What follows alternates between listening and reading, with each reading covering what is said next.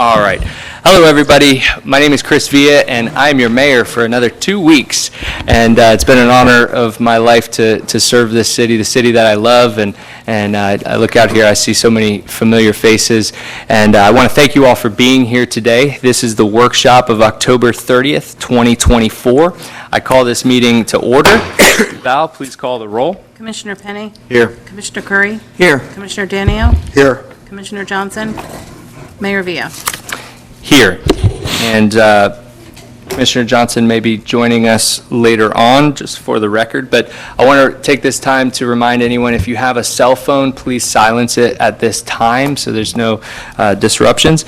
And also briefly, I talked to several of you previous to the meeting, and I know that some of you thought this was more like a city commission meeting, but I want to state that this is a city workshop, which is our rules here are to get the information from staff. So what will be happening here tonight is we're going to get a rundown on all of the past projects and current projects that are in the pipeline that relates to stormwater in particular.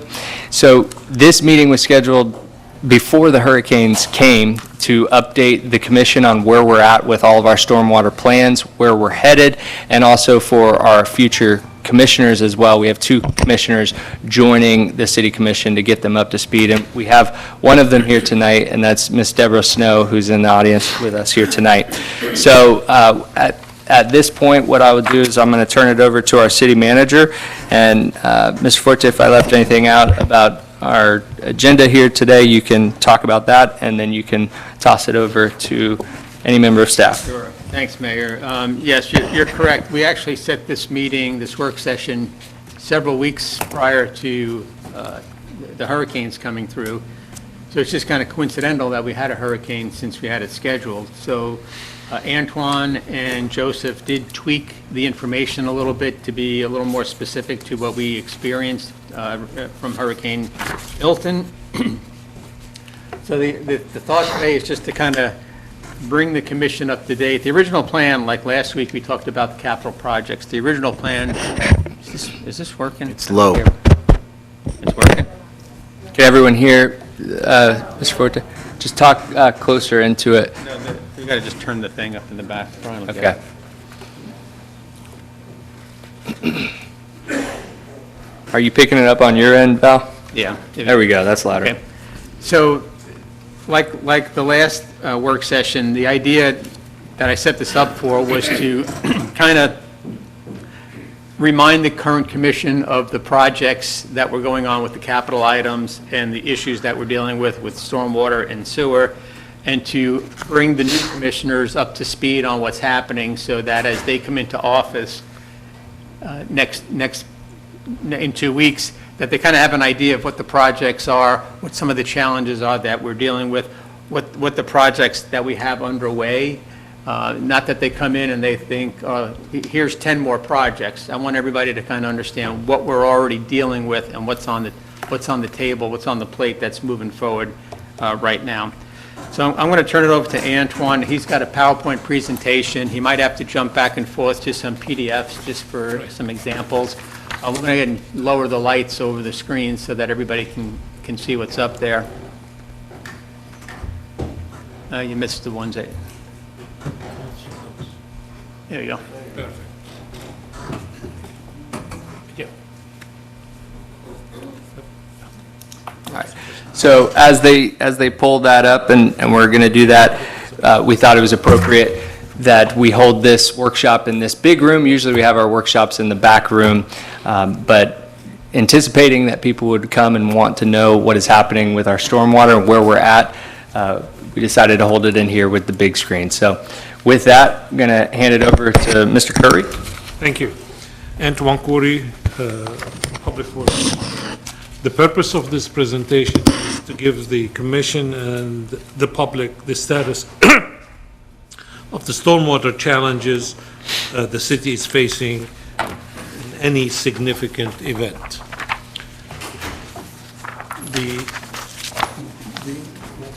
It's missing something. Yeah, I don't know why. Okay, just so I'll fill you in. Estimated 12 inches, and Milton has dropped about anywhere from 12 to 16 and a half inches of rain.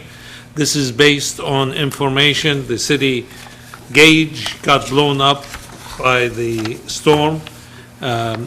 St. John Water Management District has two gauges, one in Daytona, one in Ormond Beach, and we just averaged them. And it's about 12 to 16 and a half inches of rain.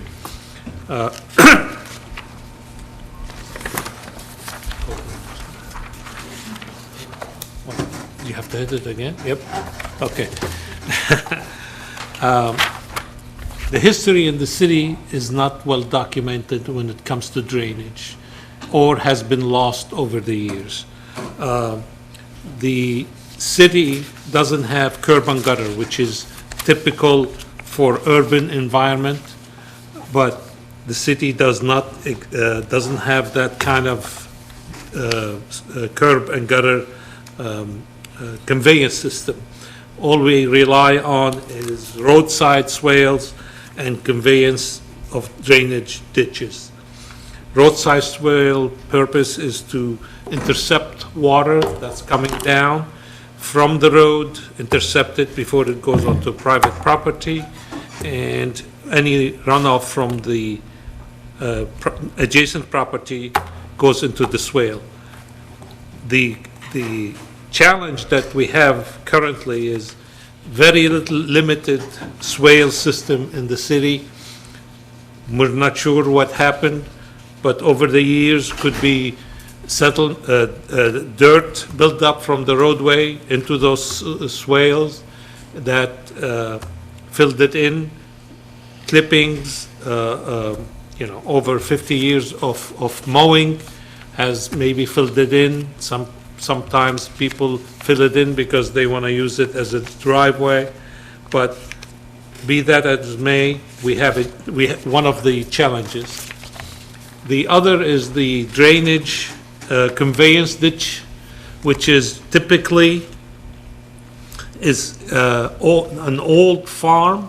The ditches used to be, 70, 80 years ago, that convey was used to drain the properties, and so they can farm the land. And eventually it became a conveyance ditch.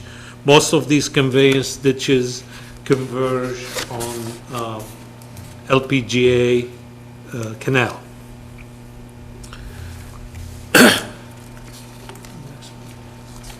Actually, I need to go to the PDF.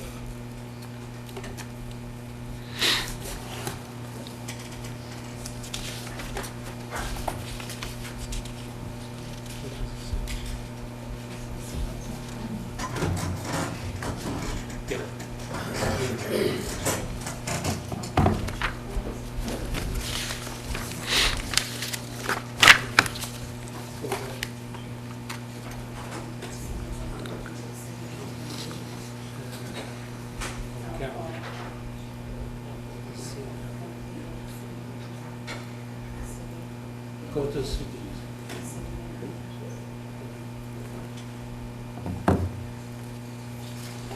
That location, this is the highlight here. That's what I wanted to zoom in. So you see these yellow highlighted areas. These are roadside ditches that convey water. It's not roadside swales. That gets the water from point A to point B that ends up in a ditch somewhere that conveys it to the LPGA canal, basically. That's the majority of the roads. Go next one.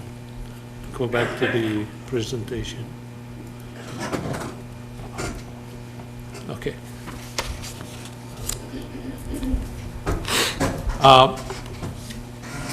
The city drainage actually is split between east and west of Ridgewood Avenue, but both of them ends up in the river. You can, Ridgewood East all drains to the river directly. That means it doesn't go through a conveyor system. There's catch basins, there's outfalls, things like that, that ends up in the river directly. And LPGA, anything west of Woodridge Wood collects the water through ditches, through ponds, through anything, ends up at the LPGA canal ditch, and it goes all the way to the river. So basically, everything the city drains ends up at the river. Can you go back?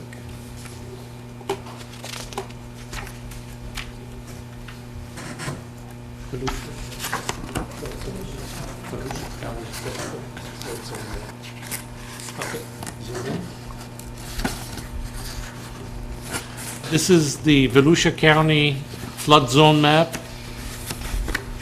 The purple and blue and yellow is the flood zones in the city.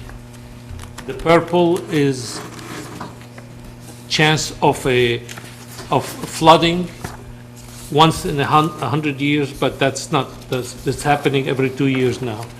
And the blue is the area in the city that is required to have flood insurance. The yellow, there's a 0.2% chance of flooding on an annual basis. And if you can look, you can see, zoom in on Riverside, please. You can see the Riverside area where the existing floods continue to happen. And it's where the Marina Grande and all of those stuff, that's where we're doing that project. So the unfortunate circumstances that the city has a lot of challenges when it comes to flooding. Is the blue or the purple deeper? Oh, I'm sorry? Is the blue Blue deeper? is based on an insurance study. That means if you live there, you are required to have a flood insurance. The purple is based on elevations, but has not done a insurance study to require you to do the flood insurance. Okay. Go back to the presentation.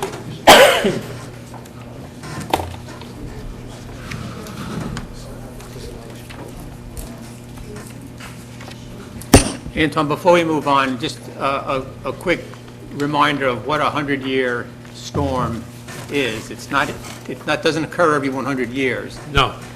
The chance of happening, a 100-year storm is a chance of happening once in every 100 years. You'll have a rain that is pretty high.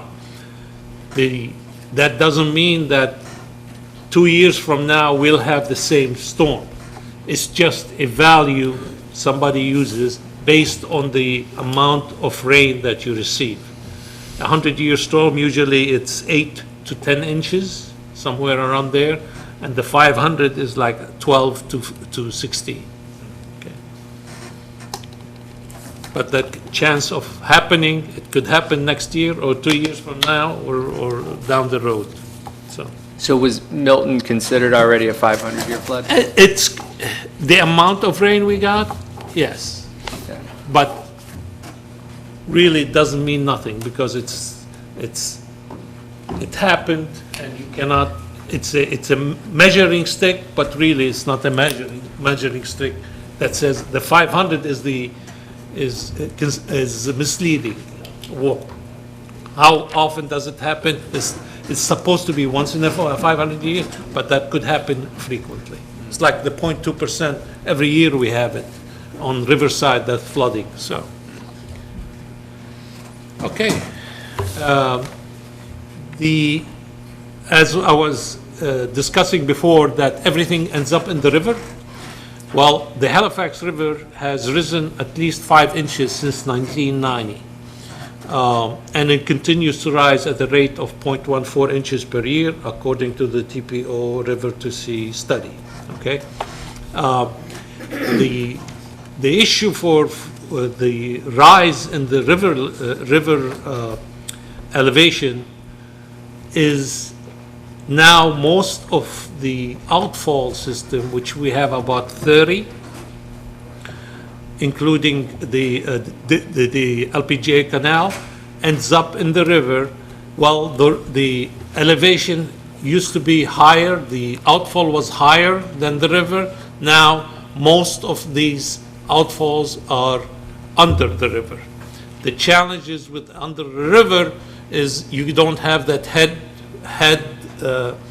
increased head, and you're fighting the pressure from the river. So it's fighting each other. The coming out and the headwater and the river just keeps the water inside. Plus it adds to siltation and a lot of cleaning requirements and filling up of these outfalls. Next one. LPGA Canal has four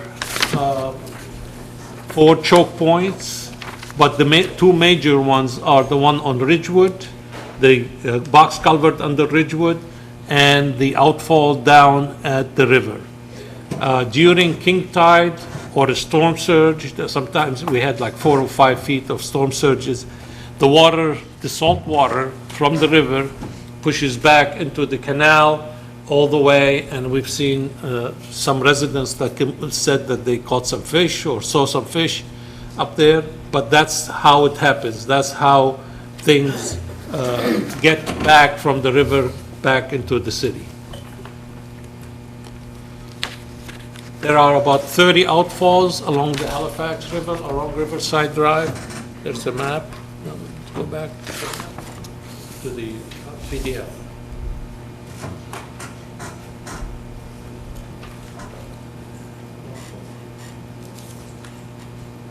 Yeah.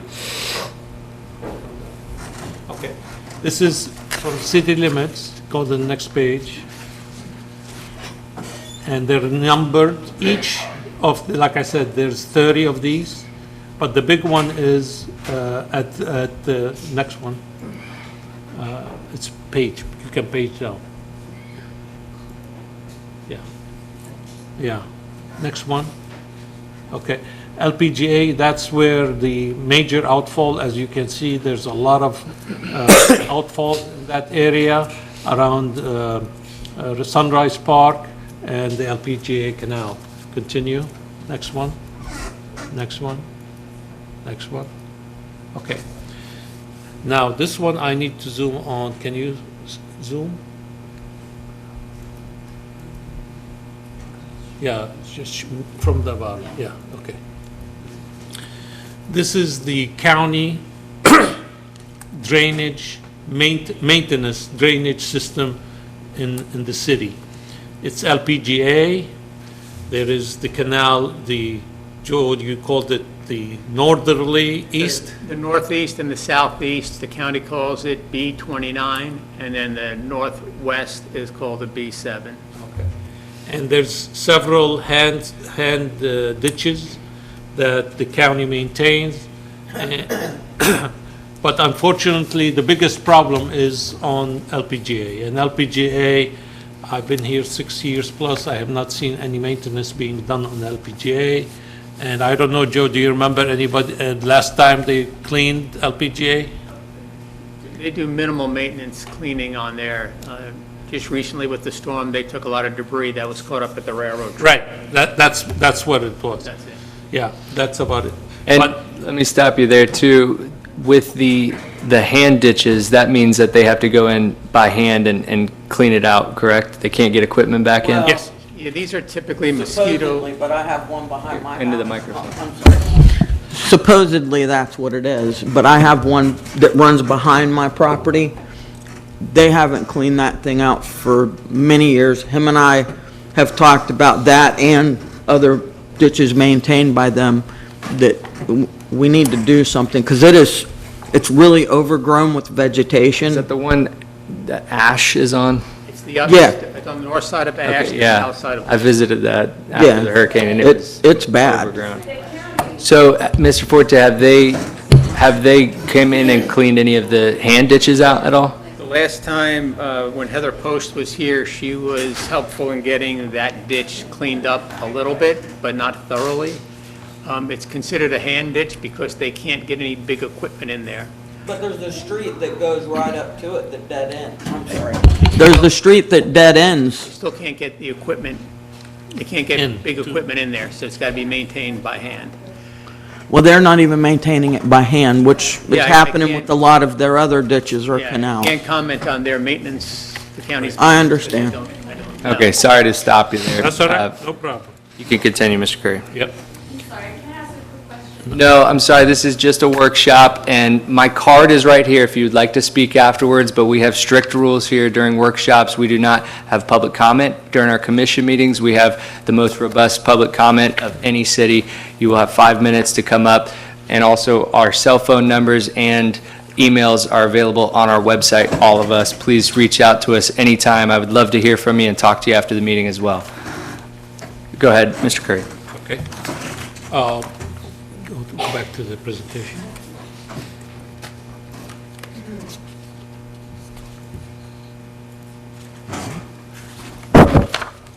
Next one. Pond of the city. The city has a lot of ponds, and we'll get to the point, show you where they are mostly. Ponds are not sized to hold significant amount of rain. I want to stress that. These ponds are meant to get the first 2 to 3 inches of a storm to drain roads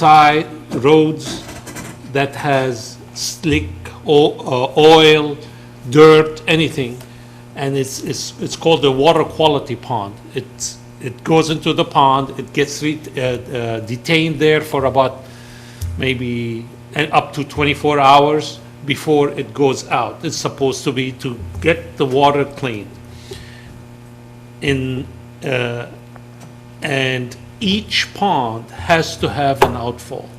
Each pond has to go to a system that's down the road. That means it goes into a ditch eventually, and the ditch goes somewhere else, and in the city goes to LPGA.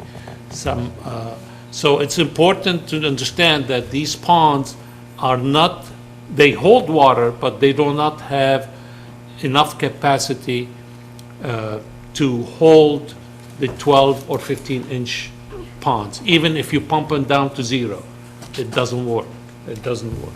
And can you expand upon that too? Because I've got a lot of questions about pumping down ponds, and I know that you and the Public Works people were out pumping down ponds before the hurricane, and I was in the emails with you. Right. But the questions that I've received, and I've got conflicting information from different citizens, is, there is a perception that you can pump down to zero. Is that true? Or I know there's groundwater. I mean, even if you had the pumps, you couldn't pump them down to zero. Is that correct? Yes, that is absolutely correct.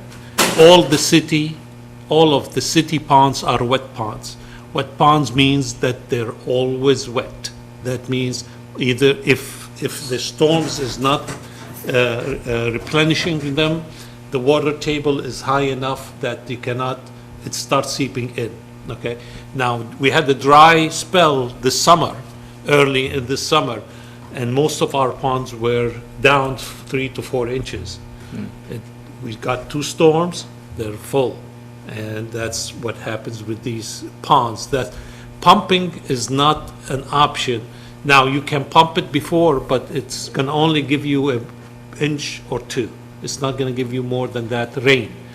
The rest of it is going to come in and come out of the pond, out of the pond. Then let me ask you too, though, you said we can pump down, but we can only pump down if there's somewhere to put it. Yes. And so I know a lot of the areas, the problem was there was nowhere to put that water because the LPGA canal was backed up, backing up all the other canals. So if you could expand upon that. Yes, it's like a water bowl and you cannot get water in without getting it out. When you are at the rim, like the Nova Canal, we couldn't get the water in. So if you pump from here, it goes to the canal, well, the canal is gonna back up somewhere else. So all you're doing is circulating the water. This is the kind of pumping during a storm, or when you have a backup, there isn't much you can do. Even during a storm, before the storm, you're recharging somewhere else. You're charging the ditch. We started pumping a location during the storm, and we got the neighbors saying, you're flooding the ditch and it's coming into our backyards. So that's the challenge, is you cannot balance it. Big ponds, pumping 6 inches pump that can do about 200 to 300 gallons per minute, it's gonna flood somewhere else. That's the challenge. The outfall is draining a little bit at a time. It doesn't just dump like a 6-inch pump. Thank you.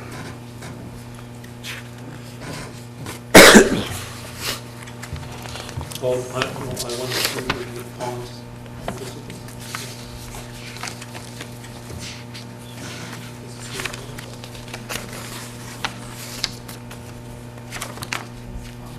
Yeah, yeah. You can zoom in a little bit more. These are the location for the ponds in the city. Now, not all of them are city maintained, but majority is, I would say, 90%. There's a couple of them, due to the location of them, it could be, they are private ponds maintained by private development, but it's an overview of all the ponds that we have in the city.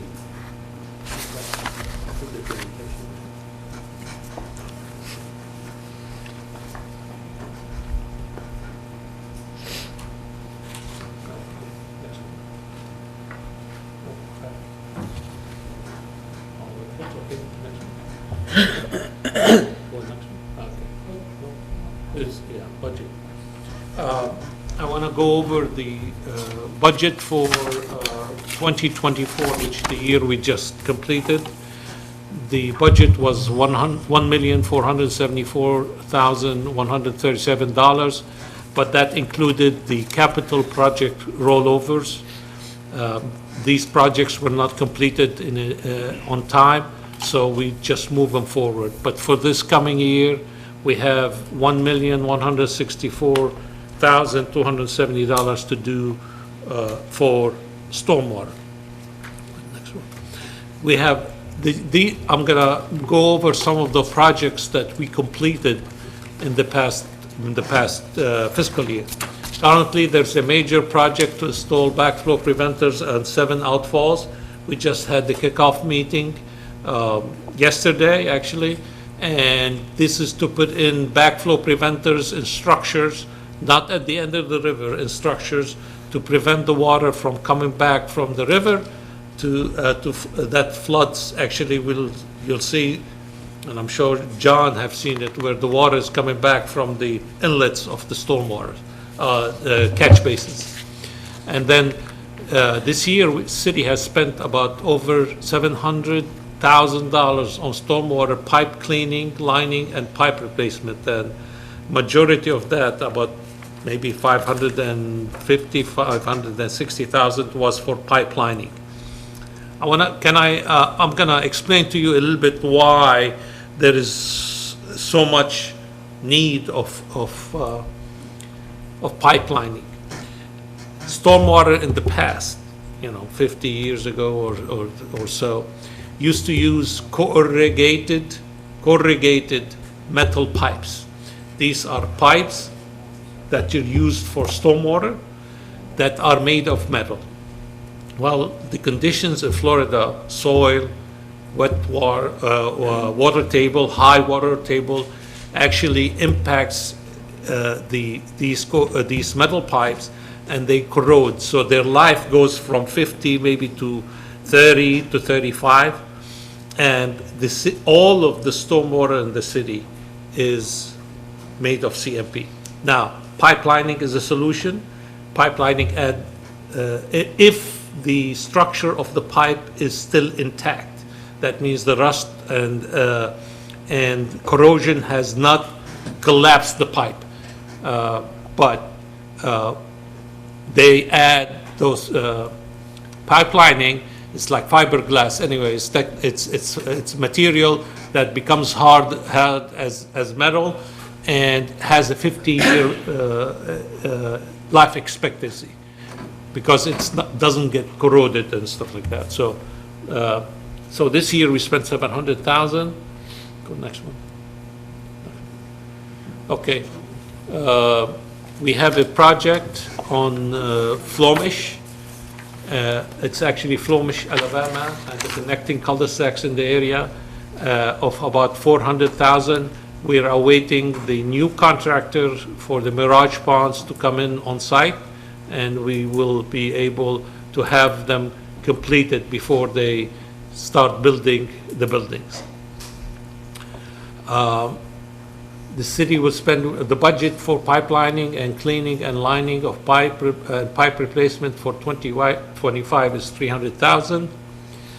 The city is completing a vulnerability study and should be ready by December of '24, which will identify key threats to the city, flooding. I mean, let's say key threats.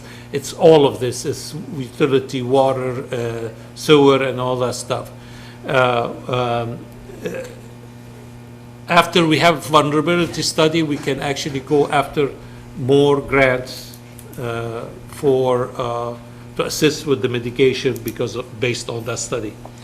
The city has applied for $4.5 million grant to complete stormwater pipelining, and if we get it, it'll be great improvement to what we have now. Next one. Okay, these are information that Amy added about help for assistance from FEMA,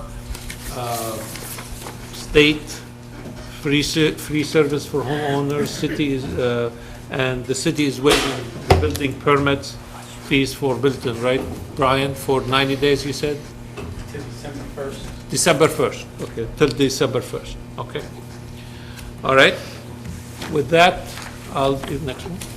I will be happy to answer any questions that you have. Yes, so do you have any questions, Vice Yes, Mayor? I did, yeah. All right, go ahead. So Antoine, you said that we spent $700,000 last year relining and pipe replacements, and we have $300,000 next year for pipe cleaning and lining.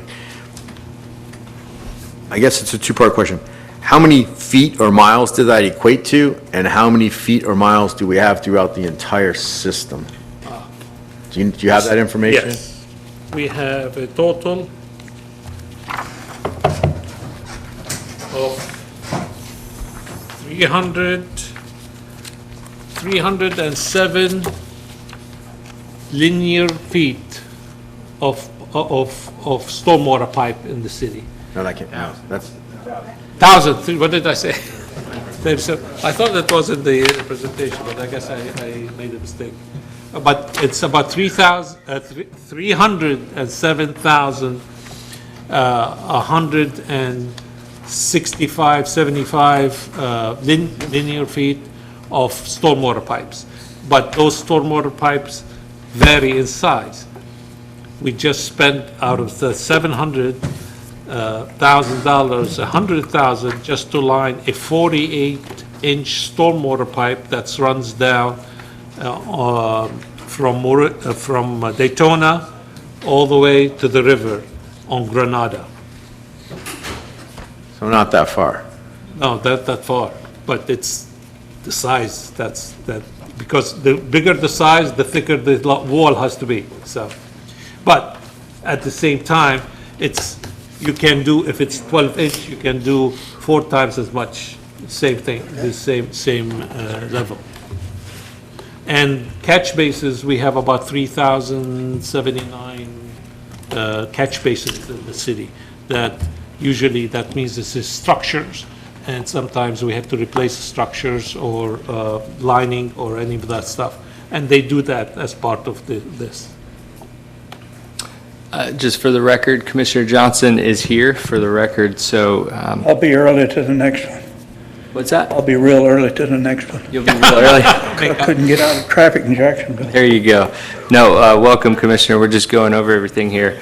So we're going through, we just went through the projects and some explanations, and now we're into questions here and comments. I have a couple questions, and this, I don't know which member of staff this will be for, but I didn't see, and I might have missed it, but I didn't see in here any talk about the new duck bills that are also being installed. I know you briefly spoke about the water rising here in the river, but I want you to expand upon what a duck bill is, because before I was in public office, I didn't understand what they were, why they're so expensive. But can you expand upon that We're not program? calling them duck bills anymore, we're calling them backflow preventers. Backflow, okay. They were called duck bills because one of the styles looked like a duck bill. Right. The backflow preventers are now, it's a gauge, it's a gate valve, sort of, a flapper valve that's within the piping system itself. So Okay. you probably won't hear duck bill anymore, you'll hear backflow preventers. Okay. Thank you for that I was going to clarification. ask the same thing. Yeah, it's backflow preventers now. Okay. Everything is backflow preventers. So Mayor, a backflow preventer was installed at 7th Street and Riverside Drive, and that's been working successfully. So we have in budget, Commission authorized the installation of 7 large backflow preventers along Riverside Drive in this coming budget year. So that's a project that's underway. I think we just awarded the contract. Yes, we awarded the contract, we had a pre-construction meeting. and- So it's our hope that those backflow preventers are going to stop a volume Yeah. of the Halifax River from backing up in the stormwater system. But as Antoine mentioned, there's 30 outfalls that go to the river, anywhere from 12 inches to as big as 48 inches. So these are large outfalls, and when the high tide of the river comes in and pushes that water pressure up against the stormwater that's in our system, it backs up, it fills the pipes, it then fills the conveyance ditches and the canals, and then it backs up the LPGA canal, and that's where we have a lot of our problem. Yeah, and I just have a few questions here from staff from a lot of the people here in the audience that I've spoken to over the last month or so, and the emails and the calls that I've received. So I know this is supposed to just be for commission information, but we thought it was very important for the public to see and hear everything that we're being told as well. So when I was looking at the budget, we have $1.4 million allocated to stormwater this year. And one of the concerns that I heard from people in the public is, why am I paying a stormwater fee? Where is that going? Why is that not being used? But as I understand it, I asked Mrs. Moore, our finance director, of what our stormwater fee brings in. And correct me if I'm wrong, Michelle, but I believe it's $1 million and about $30,000. It's about $1 million. So, I think that it's important for the public to understand that we are putting all of that money towards the projects that we can bite off each and every year. Is that correct, Mr. Forte? In fact, in 2024, more so. Yeah, I'm going to say your numbers are close enough to not argue. But what people need to understand is we put money into capital projects, and that's money that's left over year after year, and we roll those into capital projects. We try to capitalize on grants and appropriations monies to make our dollars go further. That money also goes towards the day-to-day operations of what those crews are doing, and that includes mowing around the retention ponds. That comes out of that same stormwater fund. The projects that we have this coming year, we have a lot of projects coming up. You know, the county council, hopefully on the 19th, will be approving 2 of our major projects in the 4.5 million for lining these sewer pipes. That's going to them on the 19th. That's a huge benefit that will help our system. If for nothing else, to hold capacity of stormwater and to prevent groundwater from infiltrating into the system. So it's still going to take time to do, but we believe that between the pipelining and the backflows, that we should see some benefit. Now, what I'll mention, and I've talked to you and several others about, is the challenge that this city has. It's an old city. It was built a long time ago. It was built before we had standards. It was built before there were flood zones. And the best example I can give everyone is Ridgewood Avenue is at an elevation between 15 and 20 feet above sea level. The streets just west of Ridgewood are at elevation 5. That's a 10 to 15-foot elevation drop. So when we get these ditches and the conveyance ditches that back up, whether it's due to high tide or due to volumes of water, it's going to sleek its lowest areas. That's why those areas are designated FEMA flood zones. And that creates a huge challenge for us, because some of them are just built a long time ago in low-lying areas. And it's not unique to Holly Hill. It's like that all over the county. It's like that all over the state. That's why when we evacuate low-lying areas. And so I'm going to just go through some other things that I've been talking to the public about. So one, I know that's important for, I see several of my neighbors here just down the street, is I was asked that we look into the program of FEMA for the area down off of Anniston Avenue and the voluntary program. Some of the homeowners there are literally begging and wanting FEMA to come in and to purchase their house.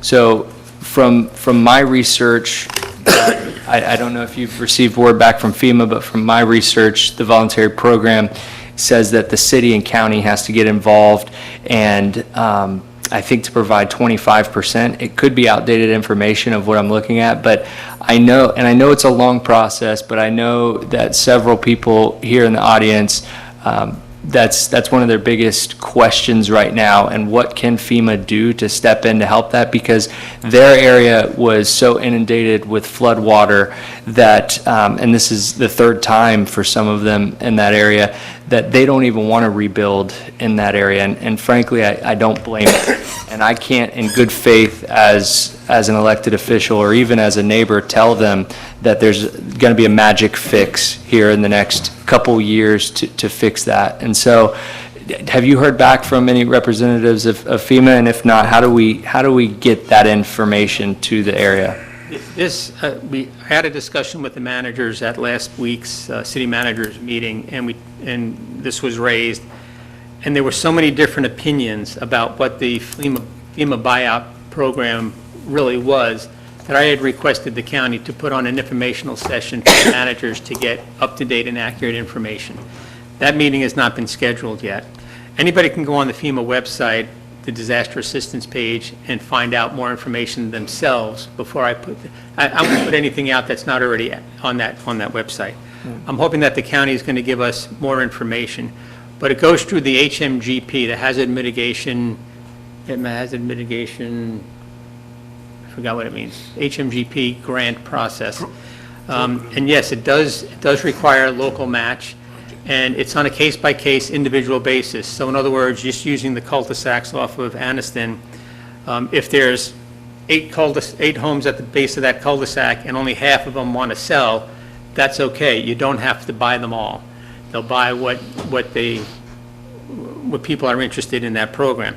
There is a local match, and I don't know if it's strictly the city or the county or the state or whatever other funding mechanism would make up the match. While we're talking about those cul-de-sacs, I did inquire about the county and the dog park and the Rio Way retention ponds. And they do have a weir system, a gate system on that they do lower those ponds in advance of a storm. So one of the things that kind of bothered me was when Tracy came up and said she has 20 minutes to get out of the house when the cul-de-sac starts to fill with water. And I thought, that's incredibly fast. And my concern was, is Rio Way reducing its level and filling up the Mirage Pond and then flooding those cul-de-sacs? I'm told it doesn't. I'm told it goes into the B7 canal, that northwest canal, and it moves in and out with the tide. As the tide comes in, it closes the gate. As the tide goes out, it opens the gate. I'm trying to do a little bit more personal information, gather more information on that, because I still have my concerns of how that system works, but that's how they said it was designed. I also looked into the elevations of the catch basins at those cul-de-sacs, and they range between 4.5 to 5 feet. At the lower end of the pond on the the south end, and I don't remember what the first cul-de-sac is called. Well, the elevation of that is less than 3 feet. So what's happening is that pond is overflowing. So I thought maybe if we put check valves in those pipes that are in those cul-de-sacs, it will prevent the water from backing up into the street, which could work, but it won't work if the pond overflows. And I have to ask somebody if the pond actually overflows. It overflows onto the cul-de-sacs, and then it overflows into the canal and comes down Alabama. Which is the worst-case scenario. Yes. So I even thought, and I talked about it with Antoine this afternoon, is can we build this 3-foot or 4-foot-high block wall along the west side of those canals that go from Alabama down to Flomish? Well, an engineer, these are just Joe's thoughts, but an engineer is going to have to come up with whether that's a reasonable solution, because if you block the water from overflowing, where does it go? Like Antoine said, you can't pour it in one end without it coming out the other end. So those are just some thoughts that I had on those cul-de-sacs. But as soon as I get more specific information about the FEMA buyout, I'll be sure to send it to those residents, and certainly still make you aware, whether you're the mayor or a resident. I'll make sure you get a copy of that, too. Thank you. Yeah, I promised the neighborhood that I would stay on it even after office as well, out here in the audience. But it might be good, too. I can contact the mayor of Daytona Beach Shores to bring it up for the next mayor's roundtable as well, to inform all of the mayors. You'll be sitting in on that one when it comes up. I believe it's in December. And then I do have a meeting coming up with Congressman Michael Waltz, and I would definitely bring this up to him and talk to him. He may have a more direct line, of course, to FEMA, being that they'll answer to him probably a lot faster than to us. And he's been a champion of us in the city ever since he's been in office. So I will bring this up to him and see if he has any more insight, and see if maybe we could get him to visit the area as well. So I know those are some concerns. Some other things I want to talk about is, so the vulnerability study, just for anyone listening, the vulnerability study I learned about through the Florida League of Mayors, which I'm a part of, and basically it's the state coming in through a DeSantis program to put millions of dollars towards the rising waters here. And so we applied for the program, were approved, and when is that study complete, Mr. Forte? Is it? We should get actually results in December. Okay, in And then December. when we get that, Steve and Antoine and Joseph are going to take that information and compare it to the reality of what we just experienced in Hurricane Milton. From that vulnerability study or analysis, we're supposed to be able to identify solutions to certain flooding areas. And then we're supposed to be able to apply for some state and/or federal grants to help implement some of those solutions. Right, and that's what I wanted to explain to the public, is that this is a comprehensive study that has been going on for quite some time now, to look at every area of the city and to tell us exactly. There hasn't been a citywide study in over a decade to look at how the flooding is affecting certain areas, what has changed, but also the most important thing, what can be the solutions. And out of this, there will be some far-fetched solutions that, frankly, the federal government wouldn't even be able to afford, just to move 1 inch of water to a separate place. But I am expecting that there will be projects that we're not only able to take on as a city, but also to be able to get the state and the federal government to help us, because they are doing the study. So I'm very much looking forward to that, and I don't know if Antoine, you have anything to add to that about the vulnerability study, and if they've given you any feedback from that yet. No, we were promised sometime in the next couple of weeks, we'll have something, a draft that we will review and give comments back. So hopefully in December, we'll have the study complete. But it's critical, that study is critical for us to go after grants. You have a documentation by consultants that's saying this is where the problems are. And to that, I just want to know, because I've talked to several people, including my father, who served in office several years ago, and I know in a previous study, there was mention of the possibility of pumping water to the west. Do you have any information on that, or is it feasible, or? No, no to the both. No to both. Yeah, it was not part of the city's 2014 stormwater study. Stormwater, yeah. I think a city to the south of us has a system where they can pump to the west. They flooded even worse than we did. So I'm not going to say that that's a reasonable solution. I don't know much about their plan. But I'm sure that will be covered in the study, and let us know at what dollar amount. We don't know. Okay. I don't know what's going to be in the study, but we're going to evaluate the results of that study to the reality of what we've seen. Okay, thank you. And I just have a few more comments before we close, but I want to open it up to the commission for any questions first, too. Yes, Vice Mayor.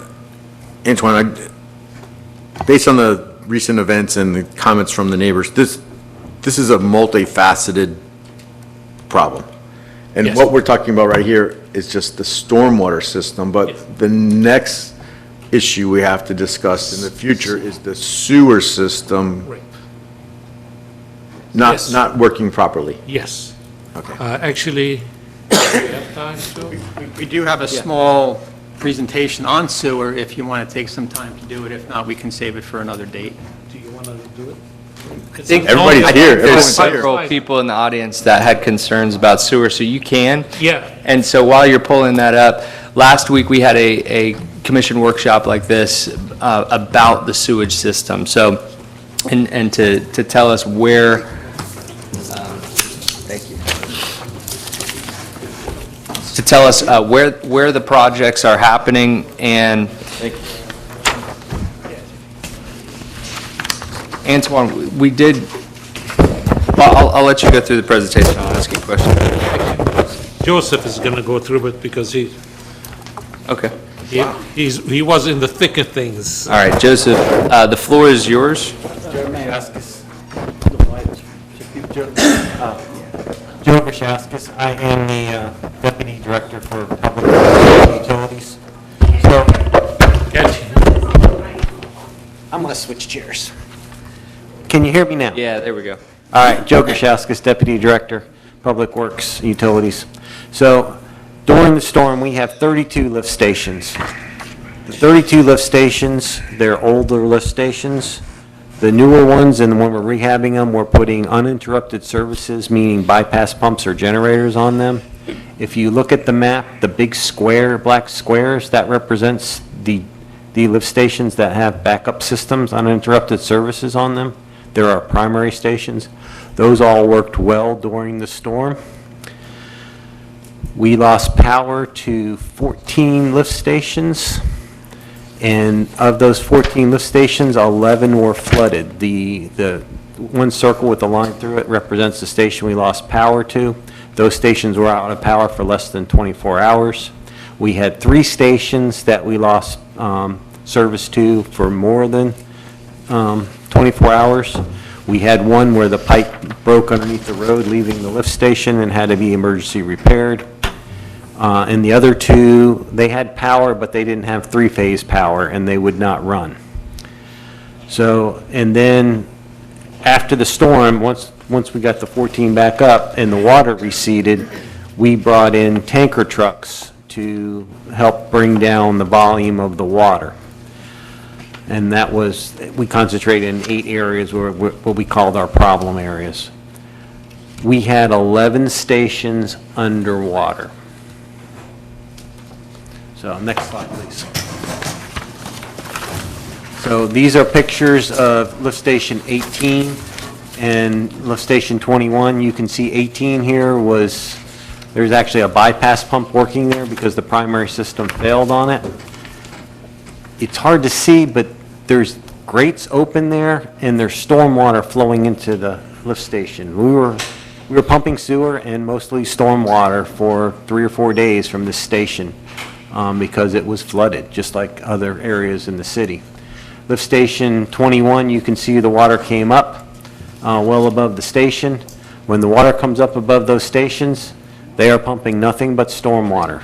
Our wastewater plant normally runs between 1 and 2 million gallons a day. We pegged the meter out coming into the station at 6.5 million. We had more water coming in, but that's where our meter stopped. Next slide.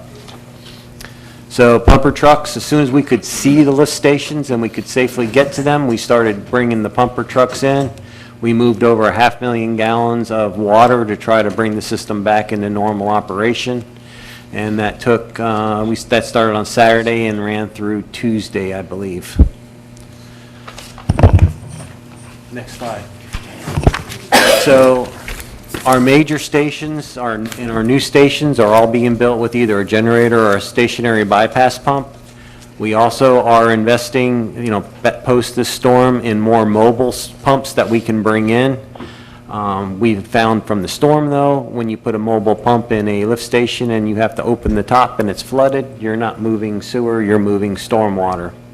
So we're going to make modifications to the system on that, too. Next slide, please.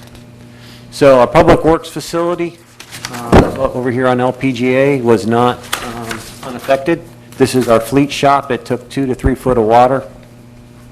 Next slide. This is actually our water plant. And our water plant worked fine, but it is subject to flooding. Because the site floods, we have applied for or received a $11 million grant to take our critical functions of our water plant and move them up so they're resilient during the storm. We were lucky. If you can kind of look to the left of that, bottom left of that slide, you see those cylinders sitting there? Those are chlorine cylinders. They were in about 6 inches of water. If we would have got another foot, we would have been in trouble. We would, we may have lost our ability to chlorinate our water. Next slide. This is the wastewater plant over here. This is our sludge facility. It also contains our generator. We had about a foot before it was going underwater. So just like everybody else in the city, our wastewater water facilities had severe flooding damage, and we have grants. We have a $9 million grant to help make the wastewater plant resilient, and we're applying for more grants for the collection system to try to make it more resilient too. And we're taking improvements every year. For instance, we have generators, bypass pumps scheduled for purchase next year in the budget. And we have, we're spending $1.2 million to raise lift station number 4 and add a bypass pump to it. So it's not cheap, but we have capital budgets every year to do these improvements, and we have plans to try to take the water out of our system. And we just started in on a $21 million project to redo the water and the wastewater plant there. We've received that money and started on that, correct? We have applied, we have not received the contract back, but everything's in place to move once we get those contracts. So that's going to make these facilities weather resilient. It's not going to raise them, but we're going to take all the electrical and all the pumps and everything and move them up. Right. So that they will function fully during the storm. Do we have a time frame, an estimate of when that project will be complete? The engineering, once we get, the grant pays for engineering and construction, so we have to do the engineering. So I'm going to say 2 to 5 years. There's some parts of the project will be done earlier, some parts will be done later. Depends on in the availability of getting some of these materials. But we have to do the permitting first, and that's, the grant actually pays for the design and the permitting. So we can't start that until we get the contract, and it should be, we're expecting November. Okay, thank you. Any questions about sewer? All right. So I'll open this up to commission comments if you'd like to say anything, but also before we do that, I'll ask staff if there's anything more that they would like to add. Mr. Curry, is there anything you want to cover? No. Mr. Forte? No, just, Mayor, I want to, like you, I just want to make the public aware that the city staff cares. It's frustrating that we can't do some things to help. It was heartbreaking to hear the stories at the last meeting. The staff cares. We want to do something to help. We're trying to fix the problems. Some of these problems are simply just not fixable. but the ones that are fixable are the ones we're going to go after. So it's not on deaf ears. We hear you, we understand it. It's horrible and heartbreaking to all of us, and we're going to do the best we can to try to reduce that flooding in the future. All right, thank you. Vice Mayor? Okay, any commissioners? Yes, ma'am, just pull the microphone. Mr. Forte, you and I had a conversation earlier. Excuse me. I think my husband got me sick. You and I had a conversation earlier today about that B7 ditch canal, I don't know what it's referred to as, with the Rio Way Pond, Mirage, all that area. And we looked at some photos. I would like to know what I can do, what we can do about trying to really emphasize to the county that that needs to be cleaned out, because that's a problem. Well, I did speak to the county about it, and they have told me that they feel that the canals are working because they're tidal-driven and the tide is flowing in and out of them. But I personally believe that there are obstructions and there's silting in and there's narrowing of those canals. So I already talked to Antoine earlier in the week and told him I want to borrow the four-wheel vehicle and drive down along the sides of these canals and take pictures of where I see obstructions that I think can be cleared out.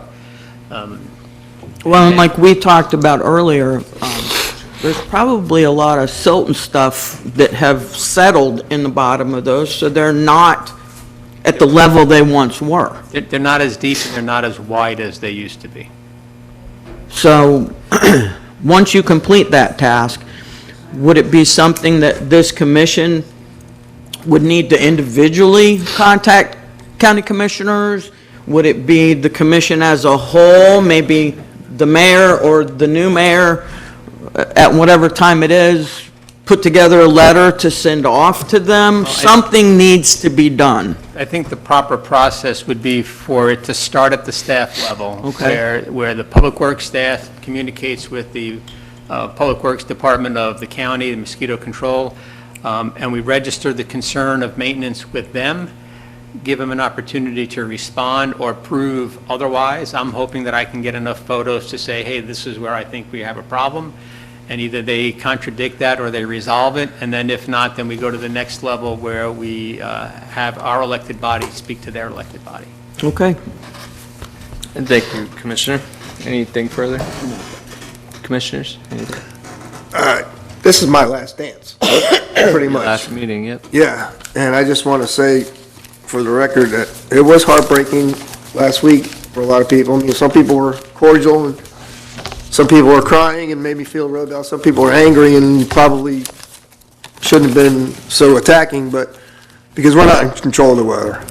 But I think sometimes, as great as Holly Hill is, and I've been here a long time, my business has been here a long time, I've probably fed more people out there than they know, but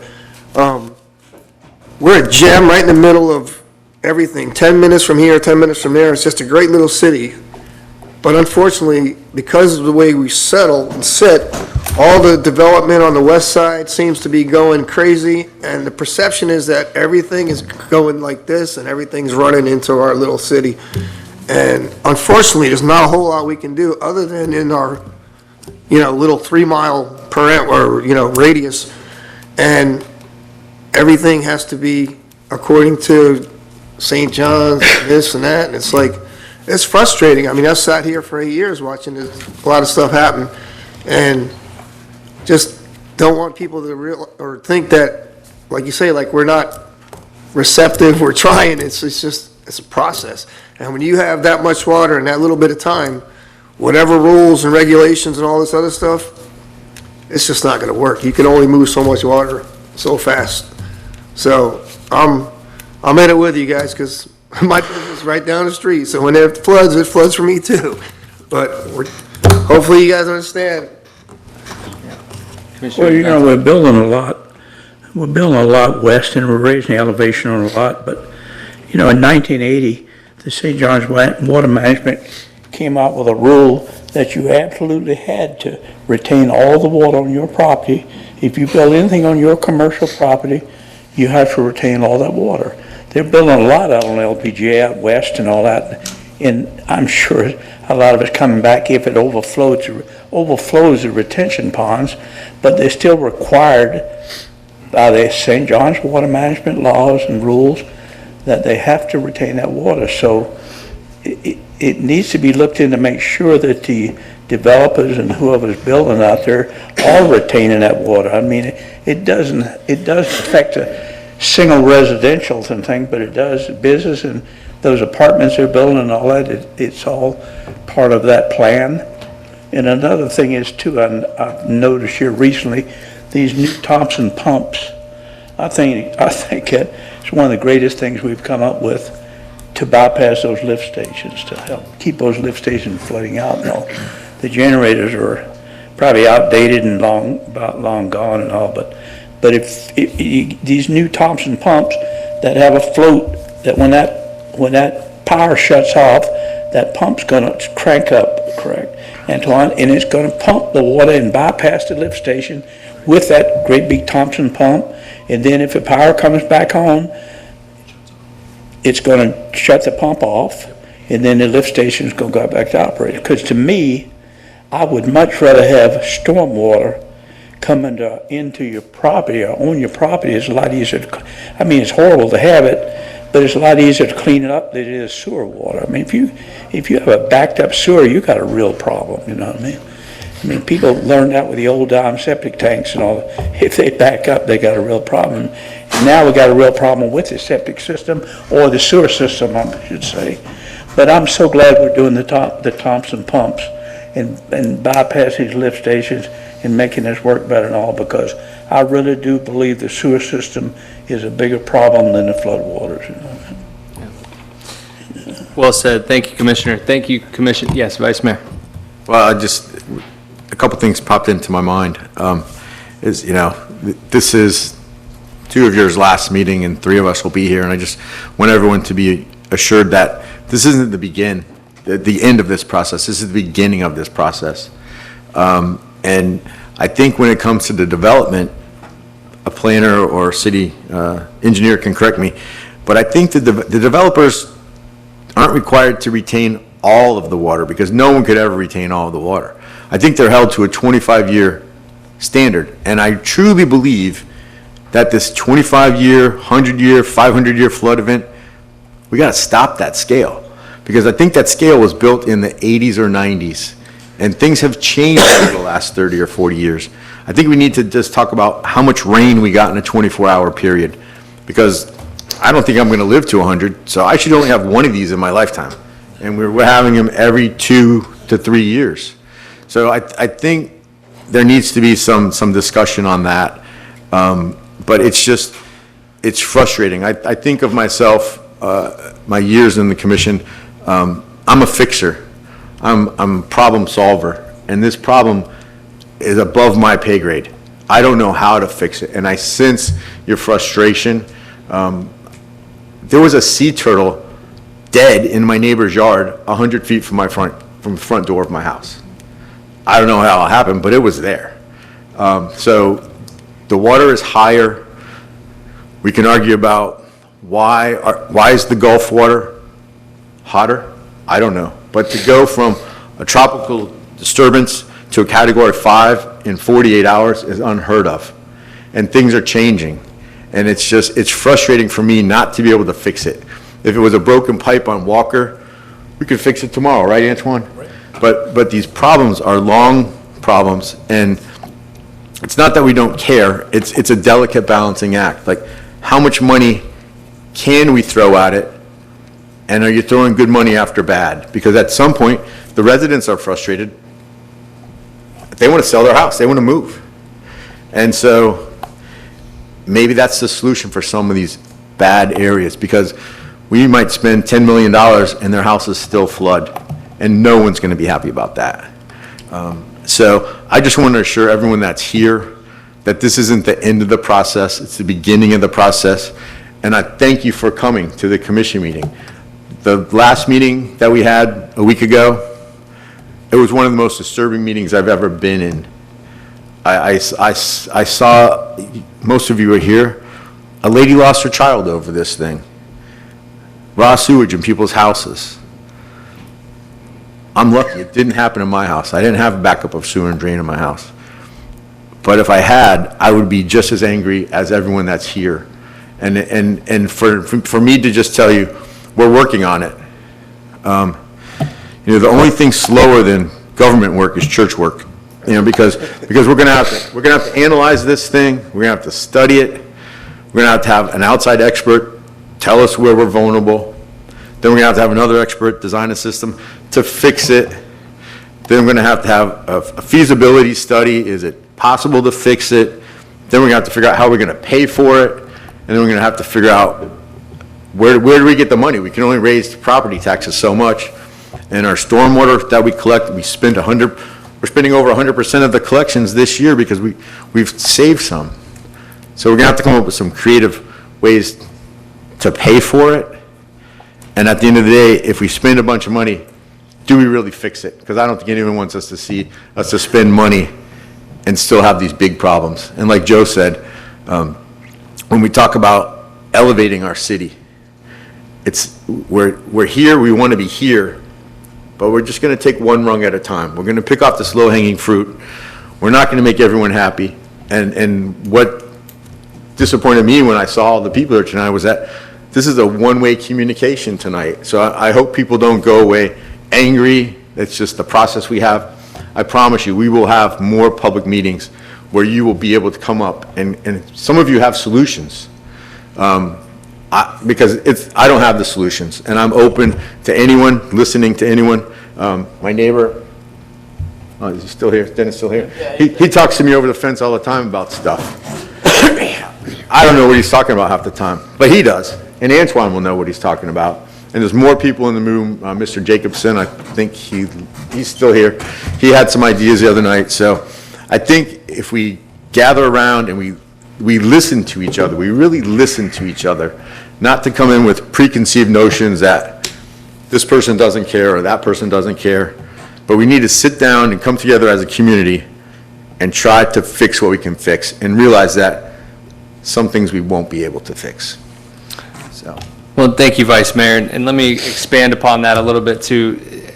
I think my time in office, 6 years as your mayor, I've been, I'm very conservative, but I'm very liberal with the amount of time I like to give people to come up and speak, because I remember being in the audience and wanting to come up and speak and have my say. So it pains me tonight to not be able to open up this microphone to all of you. Now, with that being said, over half of this audience I've spoken directly to, either in face-to-face, email, or by phone. But for those that haven't, Scott, we briefly spoke before. I put my card right up here, and all of our cards are available as well with our cell phone number on it. And as the Vice Mayor said, we want to hear you, because the fact is that we are your neighbors. We are citizens as well, and we are concerned too. The hardest thing to do as an elected official is to sit up here and to have to tell you the solutions are very hard. You didn't hear any one of us tonight telling you what would be easy to say, we're going to fix this and we're taking care of it. We're telling you that this is hard and that the city is going to continue to try. And that is the God's honest truth. And when we look at, some of the problems, I don't know why all of a sudden in the last 2 years with Ian and now with Milton to see 500-year floods. I don't know why that's happened back to back. I'm not an engineer and I'm not a scientist. And I have my theories, but I'm not an engineer. But when I look at what has changed? So we look at our city, and I've heard people throw out there the idea of overdevelopment, and I hear you on that at a county level. And when we look at some of these other cities, I don't want to push anyone under the bus there. But when we look at the city of Holly Hill since 2020 having under 1% new development, because we focus on redevelopment here. And when we redevelop properties and when they do that, they have to come up to new standards. Those are small little fixes along the way. But I just want to make sure that there's no misconception out there that the city is just approving permits, because I saw that on Facebook where, someone just threw that out there. That's not what's happening. And, if it affects the city, I know that each one of us looks at that and what kind of effect is it going to have. So we heard tonight, Commissioner Curry, you're exactly right. We need collaboration with the county as we move forward. I have a big fear that LPGA is becoming a worse problem for the city of Holly Hill. It connects to the Nova Canal, which was designed back when there were only farms on Nova. And then, of course, the state came along and then made the Nova Canal, in my opinion, even worse than what it was. And so now what happens is there's only a few outfalls in Volusia County that lets out in. And one of them is our main artery. As we heard tonight, all of our canals in the west, all of our ponds are connected to that. And so when that overfills its banks and it can't go out into the intercoastal, what happens? All of the water sits there and backs up. And the more rain that comes, it's coming into people's homes. And so with a city that was designed 50, 60 years ago, we look at, there was no standards then. And we're looking at houses like a lot of my neighbors that are built so low now that anytime it rains, it's now being inundated. So, there are solutions coming. I just don't want anybody to walk away thinking that we have a magic button that we can push and everything is better, because I guarantee if there was, that button would have already been pushed. I promise you that.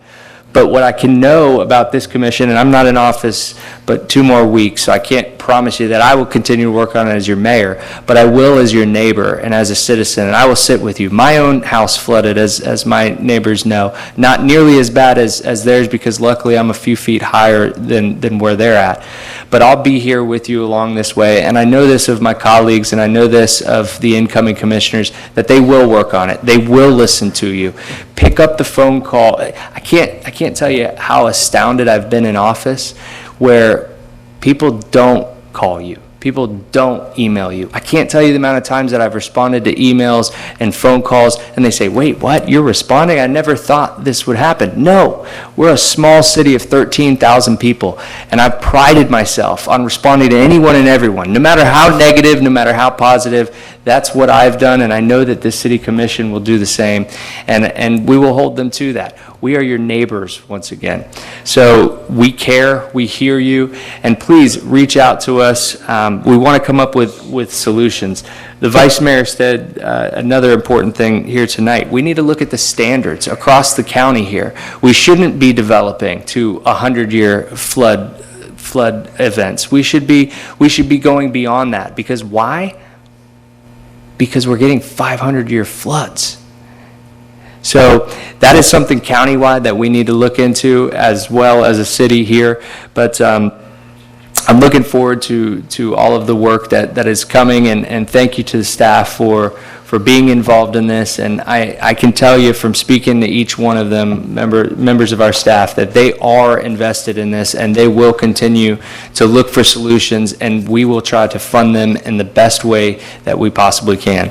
So I want to thank everybody for coming here tonight, and if there is no further business before us, Not allowing anyone to talk? I will now adjourn this meeting. Thank you. Are we